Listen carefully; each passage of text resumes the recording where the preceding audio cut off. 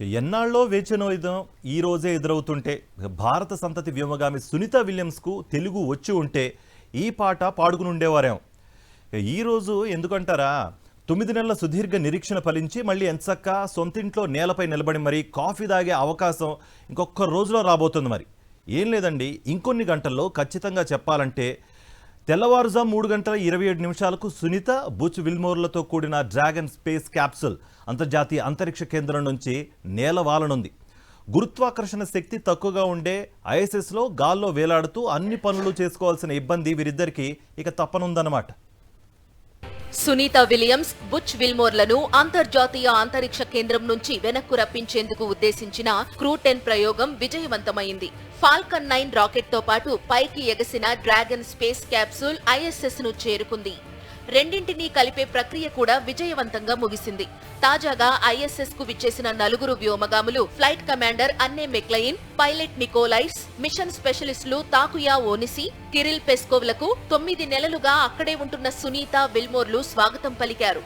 ఆలింగనాలు, పలకరింపుల తరువాత సునీత హర్షాతిరేకంతో ఊగిపోయిన ట్వీట్ ఒకటి ఇప్పుడు సోషల్ మీడియాలో వేగంగా చక్కర్లు కొడుతోంది.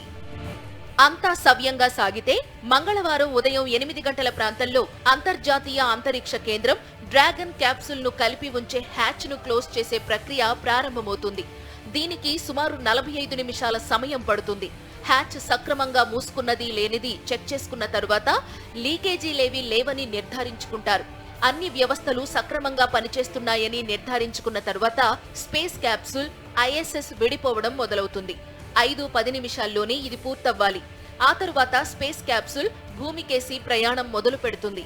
8 గంటల తరువాత, అంటే భారత కాలమానం ప్రకారం బుధవారం తెల్లవారుజాము 3:27 సమయానికి భూమి మీదకు ల్యాండ్ అవుతుంది. భూమికి ఐఎస్ఎస్ కు మధ్య ఉన్న దూరమెంతో తెలుసా? కేవలం 408 కిలోమీటర్లు మాత్రమే.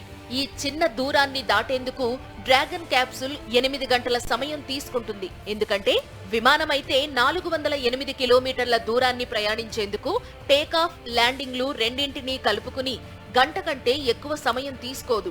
కానీ ఐఎస్ఎస్ భూమి మధ్య ప్రయాణం అంత ఆషామాషీ వ్యవహారం కాదు.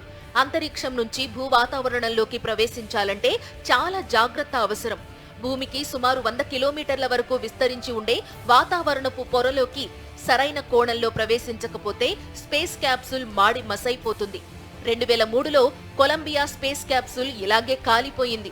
కొలంబియా దిగువ భాగంలోని హీట్ షీల్డ్లు సక్రమంగా పనిచేయకపోవడం వల్ల ఇది వాతావరణంలోకి ప్రవేశించిన కొన్ని సెకండ్లలో కాలిపోయింది.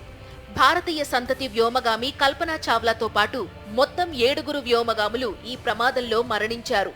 అలాంటి ఘటనలకు ఆస్కారం లేకుండా అన్ని రకాలుగా నిర్ధారించుకున్న తరువాతే నిర్ణయాలు తీసుకుంటారు. కాబట్టి డ్రాగన్ క్యాప్సూల్ ప్రయాణానికి 8 గంటల సమయం పడుతోంది. ఏదైతేనేం మానవ కళ్యాణం కోసం ఎన్నో వ్యయ ప్రయాసల కోర్చి 9 నెలల ఏకాంతవాసాన్ని అనుభవించి తిరిగి వస్తున్న సునీత విలియమ్స్, బుచ్ విల్మోర్లు నిజంగానే గ్రేట్ అని చెప్పాలి.